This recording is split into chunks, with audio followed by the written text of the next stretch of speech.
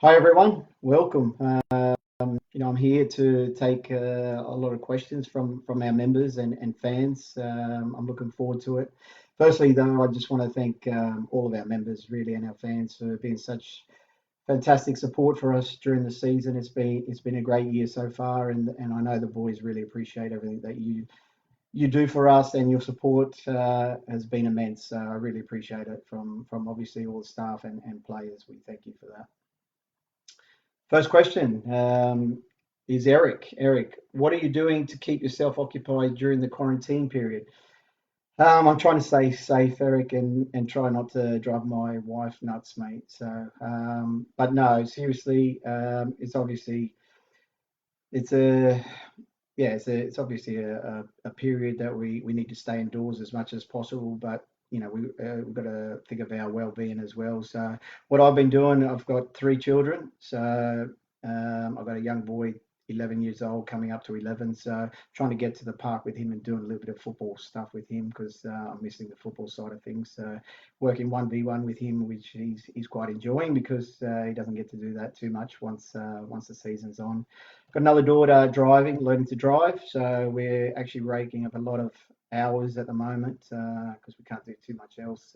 So we're trying to do that a fair bit and just enjoying some family time in this obviously terrible time that we're all going through.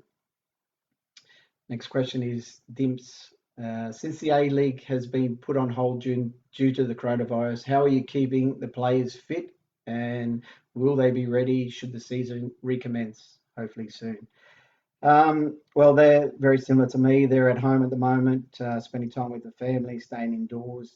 We've given them a training program to do 3 times a week, which involves running, some fitness work running wise, some weight program that also keeps them up to date with what we've been doing during the season and a core program. So hopefully they'll be following that, and when we do know when we're coming back, then obviously we'll get them back into training and make sure they're fit and raring to go to finish the A-League season off, which they've started so well.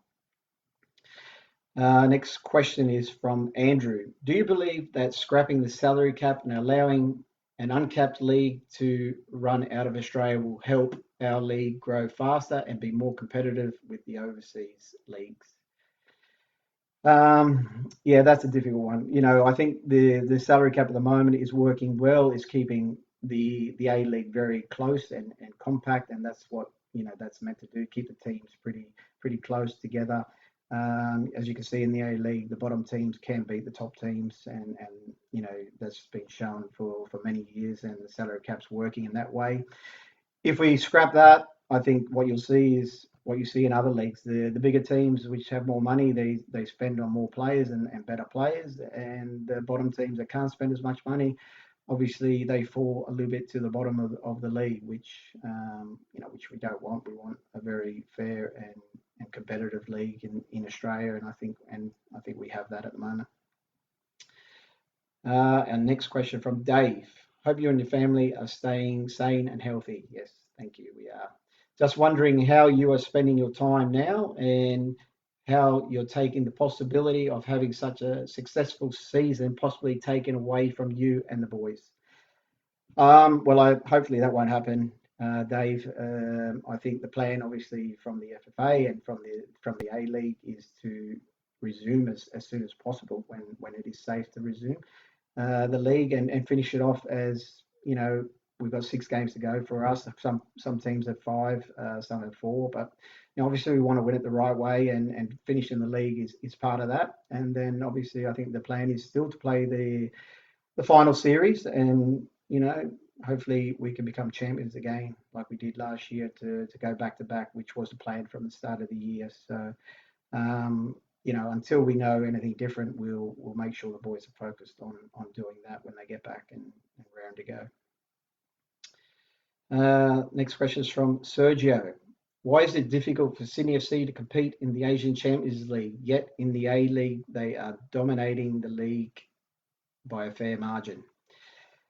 I think firstly we do compete in the Asian Champions League. I think we're doing a very good job. I think you showed last year, well, the last 2 years to be honest. I think, and before that as well with Arnie. But I think the last 2 years it's been obviously a very tough group that we've been involved in, the champions of Japan, champions of China. So we've had a very tough group, but I think, last year I think we showed against top teams, SIPG, Ulsan, that we really should have won a couple of them games, especially at home against Ulsan. I thought we played extremely well. We dominated that game, and that was our first game at home. We should have won that one. SIPG comes to mind as well at home. We conceded a very late goal in that game. So, these little things change games, and, I think we probably deserved a few wins along the way. I think this year, as again, another tough group with Yokohama. That was a tough game over there. I think we'll speak about that later once the questions come through. But the Jeonbuk game as well comes to mind. We were in pole position at one stage, winning 2-1, and we conceded a late goal there, which, very disappointing. The boys were disappointed, but I think it does show that we compete in obviously the Champions League. So I think we'll continue to do that. Hopefully that will continue as well. It's obviously been pushed back as well, but we're looking forward to the Champions League. You work very hard to get in that position and to play in the Champions League. So the boys really look forward to a different kind of quality opposition that we play against. Next question is from Greg. Other football codes in Australia provide an early match before the match game. Long term, might Sydney FC and other A-League clubs work towards the youth league teams playing in front of the home crowds for each A-League match? Yeah, Greg, I think we've done that already this season. I think we've shown the youth league has played before us, before the A-League games. They played the grand final as well before one of our games, which was great, obviously, for them boys to play in front of a nice crowd as well, which is great for them young boys coming through, trying to make it into the A-League. Also, we had a triple header this year with the youth league playing after the A-League team and the W-League also playing before the A-League team. So that was a milestone for the club as well. So that was something I'm sure the club will continue doing. Next question is from Hernan. What will happen to the players? Will they still be down like Glory and Mariners players? Hernan, at the moment, the players are on annual leave until the 22nd of April, when obviously the next stage and the league will decide what's the next step for the A, and whether we'll start back up then, or whether we'll start training, or what will happen. So basically, until then, they're on annual leave. They have their training program that they'll be working on, and then after that, we'll have to wait and see and discuss once that decision has been made, what happens to the players and staff. So we're looking forward to that date. Chrisos is the next question. Hi, Steve. Where do you see Australian football in 10 years? Do you think we could compete with Europe in the top leagues? Well, that's a difficult one to say at the moment, especially the situation that we are all in. It's not even just our code, it's every code and every person around the world at the moment. So we'll have to wait and see how we come back from this, hopefully stronger, and we make the league, as good as we can in the next 10 years. I think it's shown in the last 10 years, whether it's our league, whether it's the MLS, the JLeague, in 10 years is a long time. We can improve so much in that period. We've had players that have competed in the best leagues in the world, and I'm sure that will continue on in the future, and we'll do our best to make the A-League as best it can when it does come back. Next question here is from Arto. Okay. How are you going at the moment? I think I've answered that, Arto. It's a difficult situation that we're all in. We're trying to stay safe and healthy and do the best we can to make sure everyone's staying clean of the coronavirus, and to make sure that we're back as soon as possible. Hope you and your family and the boys are doing well and are healthy.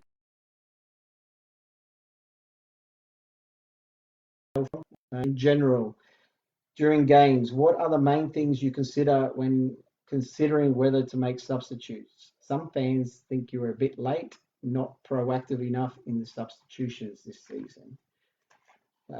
Okay, that's a good one. I think that it depends on the game. So it depends on a lot of things that I consider.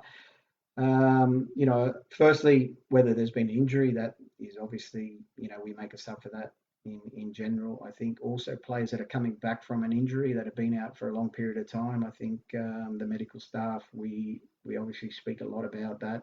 And if they can only play 60 minutes, well, then we'll change them at 60 minutes, depending, on the game as well. But, we'd like to stick to the plan as much as possible. It also, depends on if someone's struggling physically throughout the game. That obviously comes to mind. And it also depends on how the game's going, whether we're doing well. Do we want to keep going with the same players and at some stage make a substitute, whether we're in front? Do we want to bring on another attacker, or do we want to see out the game with bring on another defender? So we take a lot of things into consideration, not just myself. We have the coaching staff, the coach, especially with Robbie Stanton. We speak about it, and we try to make the best decision for every game. So I think so far, I think we're doing okay, but we'll take that into consideration from now on. Another question you have is approximately how much time do you and your staff devote to studying the opposition during the regular training week? It seems like you've got the better of most coaches this season, apart from JP Dimarini. That's another good one. I think we devote a lot of time to the video side of the game, video analysis. We have Justin, our video analysis, which prepare the games for us and break them down into what we want to watch.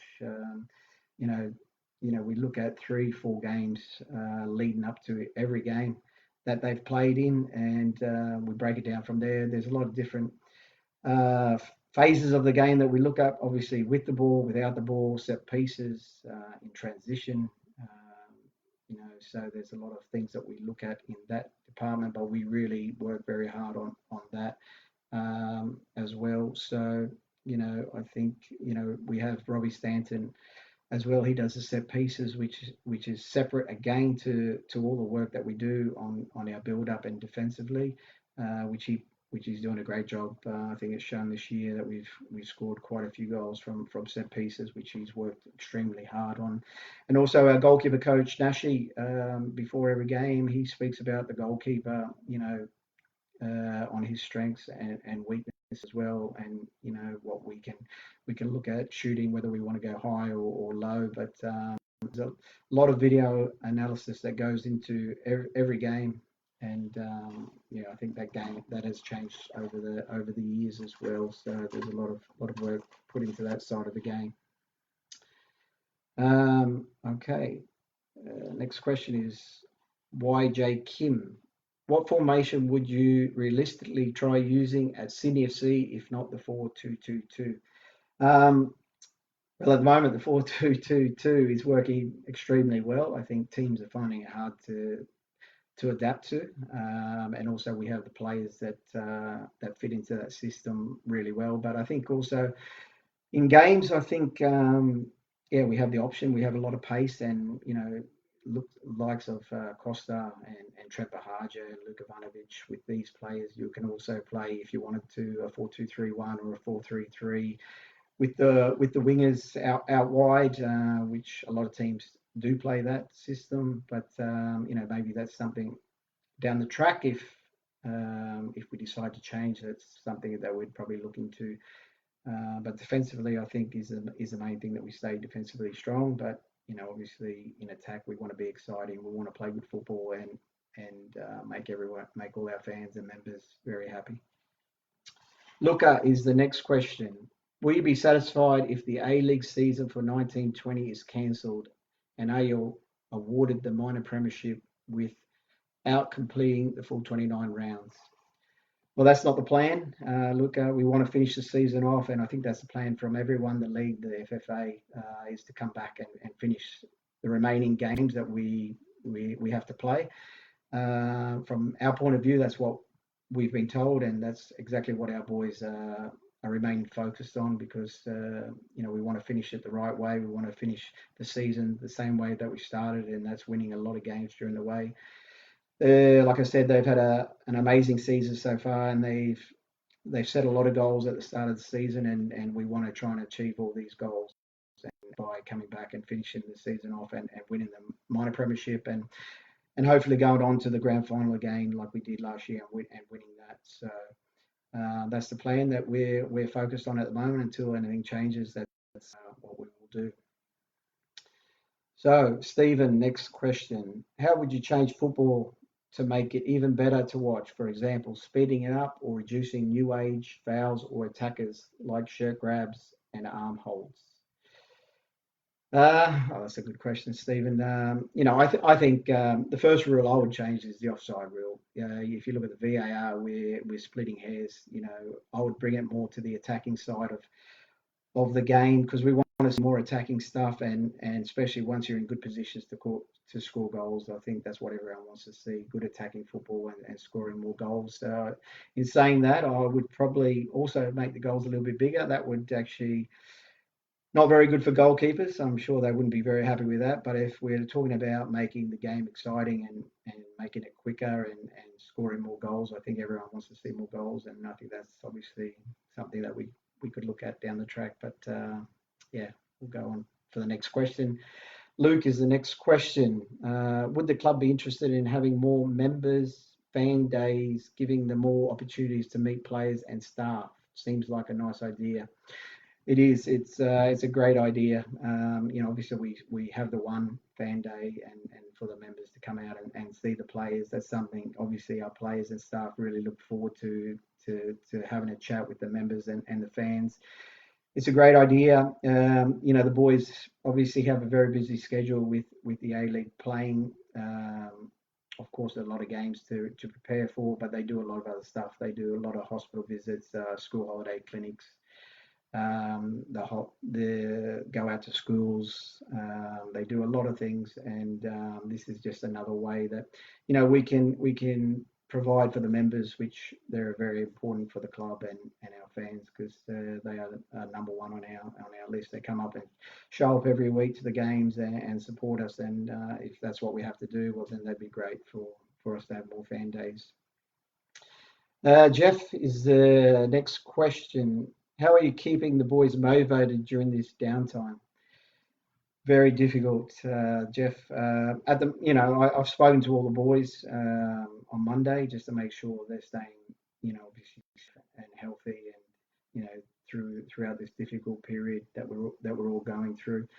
But I think, it's very difficult to keep them motivated because we don't know when we're going to be coming back. The next date that we're aware of is the 22nd of April. So we'll have to wait and see what happens after that. But really at the moment, it's about just spending time with their families, doing their training program that we've set them. And then once we do know the next date, then we'll start to motivate them and finish the season off the way they have started. And this is obviously a very important time leading into the end of the season to win trophies. And that's what our goals were at the start of the season, and they will remain focused on doing that as well. So next question is from Graham. Great season to date, but since the Yokohama game, where their high press exposed us in many areas, mainly due to their quality. However, other A-League team sides have now adopted that method against us. Currently, my question to Steve is, will you make tactical changes to counter the opposition's high press? Of course, if teams are willing to press up high, there's a couple of things that we can work on. Just going back to, you touched on the Yokohama game, I'll touch on that first. I think, they are a quality team, but I think going into that game, we were a little bit underdone. We hadn't played for 3 weeks, and we weren't ready match fitness and the high intensity that they put us under, but I'm pretty sure next time that we do play against them will be a different story. We'll put on a very good performance. But again, they were a very good team. I think the other teams in the A-League, if they're going to try and do it, I think we've seen maybe with the Wanderers, they've done it a couple of times, but since the Yokohama game, we played Central Coast. They really didn't press us too high. We beat them. We played the Wanderers twice. We played Melbourne Victory, which we comfortably won 4-1. And Perth, which was a draw, but I think we played played well, and we had probably the better chances, especially the last 2 or 3 one-on-ones that we had with keepers. And the Jumbo game, I think, since then as well, which was, again, a very good performance. We maybe should have won that game. So I think, there's ways to adapt to it. If they're going to press up high, there's, maybe we can go a little bit more direct at times, which will eliminate a lot of lines and a lot of players if they are trying to press up high. We do have pace up front, which will help us as well if we want to go down that route. But also, I think, we'll take that in consideration next year if teams are going to press us up high. We will work harder with our build-up because, we do like to play out from the back. We want to build through the lines into our 10s and up front. But, we will work extremely hard to beat the press and to play good football, which is a very big part of the way that I want to play with our team, and we have the players to do that. But there are ways around it that we will adapt if that's the case. We have a few more questions coming in here, I think. So from Nick, what chances have been implemented to enable the team to maintain their fitness levels so they are ready to go when this comes? Nick, I think we've touched on that already. Our medical high performance staff and our strength and conditioning have organised training programs for the boys to do while they're at home.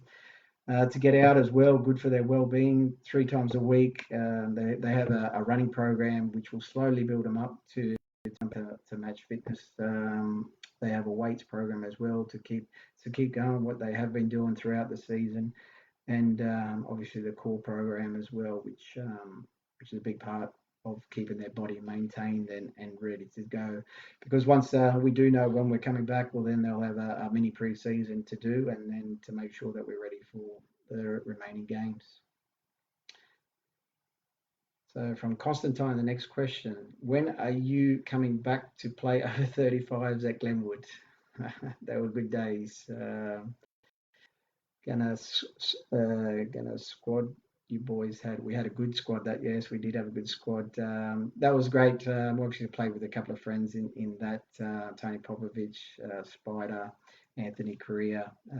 There's a lot of Alex Tobin. We had a very good team in that Glenwood team, and we had some fun times as well. So, but that's probably not going to happen. I'm getting a little bit too old for that, and I'm pretty much just playing over 35s, 5-a-side football at the moment on Monday nights, just enjoying the smaller sided games instead of the bigger games.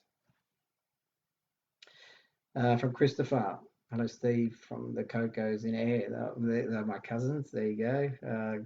Very nice to see you all. Adam has come in with a question. Hey Steve, in our youth system, who is impressing you? Is it a player that not many people know or has made a first team appearance yet? I think our academy system is working wonders. I think we've already seen the rewards coming through. We've had a couple, Joel, Marco Tilio, Luka Ivanovic have all come through the academy system, and there's a lot more. Geordie Swivel as well, Callum Newanoff.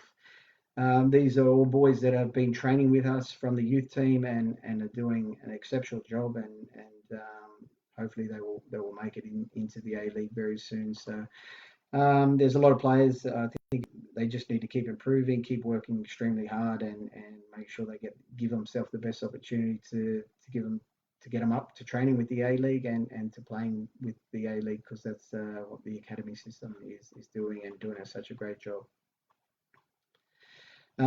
From Peter, the next question: wishing the team all the best, stay safe, strong and healthy. Thank you, Peter. It's like I said before, these are obviously a very difficult period for everyone. Everyone's in the same situation. A lot of people are without work. Even the people that are working on the front lines are doing an amazing job for all of us in the hospital system, and we really appreciate everything that they're doing for us, and thank you for your best wishes. Next question is from Dan Crabtree. Do you believe that it's time to replace the FFA curriculum with each club developing its own youth with its own methods like it used to be. I think that's pretty much what's happened now anyway. Dan, I think the curriculum was the 4-3-3 a while ago with the FFA. I think a lot of teams have developed different ones. I think each club now has the academy system, and I think they have their own methods that they like to produce. And for instance, our one is a little bit different to the 4-3-3, and our academy system is, and the players will grow up knowing exactly the same system that we play, and to make sure that they're ready if they're ready to play in the first team and to step in, they know exactly their jobs defensively and in attack. So I think that's the main thing. But we want to produce quality players that think on their feet, quick. Also, a lot of work's being put into the academy, and I think over the years you'll see that develop, and hopefully one day we'll be like the Barcelona academy, which produce a lot of players into the first team and so on. Daniel, next question, Steve. Do you think with the 2 losses and a draw to the Wanderers that the boys became complacent? They did look tired and struggling to score goals in the last month or so. I think you're going to have a period, Daniel, that you cannot maintain throughout the whole season what they started to do. And I think the Champions League period is around that time where the boys start to get a little bit tired. They play a lot of games midweek, and with the travel as well, traveling to Asia, it's very difficult. You're traveling 10 hours. The Jumbo trip, for instance, there's another 3-hour bus trip on top of that. So it's very, very hard for the players to come back and to remain focused for the rest of the A-League season. But I think in that dangerous period, I think we beat the Mariners, we beat Melbourne Victory. The Wanderers is a different story this year, but that's a derby game. It's again, we've been up the top most of the season. They're fighting to make the top 6, but the derby is always different. And I think last year we had 2 wins and a draw last year, and we beat them in the cup as well. So we had a very good season against the Wanderers last year. This season, I think with the first game, especially the one early on that we did lose 1-0, we dominated that game. We played extremely good football, and I don't know how the goals didn't go in that day. But the second game, I think it was a little bit more even, but I think we had plenty of chances to win that game as well. I think the third game was very weird without the fans being there. That was a strange feeling. But also we played well in the first half. We got the goal, and we only conceded late on again in that game, and to a very lucky goal, which I think was a deflection. So he didn't know too much about it. But I think all in all, I think the boys are doing extremely, extremely well to play the football they have throughout the year and to maintain what they have done. Like I said, they've set their goals at the start of the season, and they're really on track to produce a lot of them goals that we set out during the year. So we're looking forward to the remainder and to finishing off again the way that we started. Next one's from Julian. Favorite teammate from your Sydney FC days? Oh, we've had a lot of good memories over my time, but obviously I spent a lot of time with Terry McFlynn. He's a great guy, funny guy as well. We spent a lot of time together, playing together, and and on the coaching side and his management side. So we've become extremely close, and obviously I want to wish him all the best. But there's been others as well. David Drillich as well. I was very good friends with him. He was my roommate at the time while I was playing. Clint Bolton. All these players. There's many that I've had a very good bond with, and they're great memories, and I'm sure there'll be more memories to come. Kevin, how do you compare the JLeague when you were playing there and their 100-year plan, which including having 100 professional clubs, to where the A-League has been and needs to be? Thank you, and stay safe. Thank you, Kevin. I really enjoyed my time in the JLeague. I spent 2 seasons there at Sanfrecce Hiroshima. Two different coaches. I had Eddie Thompson the first year, and then another Russian coach the second year. So two different styles of football. But the culture there is fantastic. We really enjoyed the food there, and the football is amazing. Fans there is second to none. They really support and put in everything for their team. So I really enjoyed that. Obviously the plan in the JLeague, they've got better over the years. I can see the difference in quality. They have more money now as well to buy better players, but they're producing better players as well. And I think that's obviously something that we need to look at in the A-League. But we're still early on in our, we're in the 15th year, and we can only get better and improve over the years, providing we come back stronger when we do come back. So we're looking forward to all getting back to playing football and enjoying again the end of the season. Next question is from Brian. How was the boys keeping fit during this period of isolation? Again, I think, the main thing is for them to stay safe. Again, we don't know exactly when we're going to be back training fully. But at the moment, they're doing their own training program at home. I think we've touched on that. They've got running programs, weight programs, and core programs that we spoke about early on. So that's their way of staying fit, and especially for the mind to get out to the park and do that kind of stuff is great for the well-being as well of the players and their families. Alex, next question. Hi Steve, can you say some encouraging words for us in the community football level that at the time looking very grim and looks like we will be cancelling this year? Again, this is it's the unknown of everyone, but everyone's just got to stay positive. I'm sure at some stage you will be back playing football again and enjoying football, which we all miss. We all miss watching it on TV. We all miss playing it. We all miss doing the exercise and the fun, the banter that comes with with football. So I'm sure you'll be back playing soon in the community, and we're looking forward to it as well. So don't worry about that.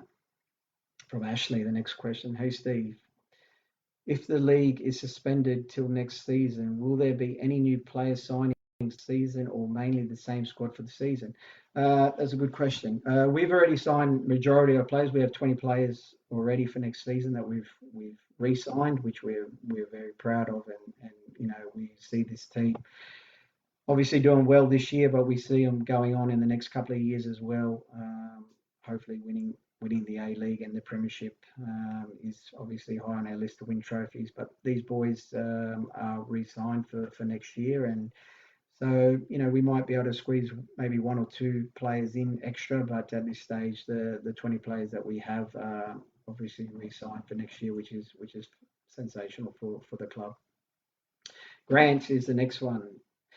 How long would you anticipate the squad would be to get back to full fitness when all clear to resume playing is given? We have a very long pre-season. Obviously, we don't need 3 months to get fit again. If you look at the European clubs, they have a 4-week pre-season, and then they're flying for the start of the season. So, it might even be a little bit less than that. We won't have that much time to make sure that we're fully fit, but we'll do our best to make sure that we, give our boys the right programs. And obviously, when they do come back, we will know then how long we have to make sure that we get them fit for their first game back. And the last one is from Crab Hughes. Best striker you've played against and want to bring to our club? Wow, that's a difficult one, I think. Best striker I've played with, I'd have to say probably Nakaduka, Robbie Keane. I think another one comes to my mind. But obviously that was when I was still playing, and the strikers these days, it depends how much money I had to spend. But we have a salary cap. We have obviously the marquees that are outside of that. But that's a difficult one. I don't know. We'll have to wait and see how much the chairman gives me to spend on marquee signing for next season. So thanks very much, guys. I really appreciate all the questions that you've thrown at me today. I want you all to stay safe, spend time with your families, especially when you're at home quarantining. And I really appreciate everything again that you've done for us throughout the season. And we're looking forward to get back playing and finishing this season off the way we started and coming to the business end of the season and to win trophies. And it'd be great to make sure that we celebrate in style when that happens. So thanks again.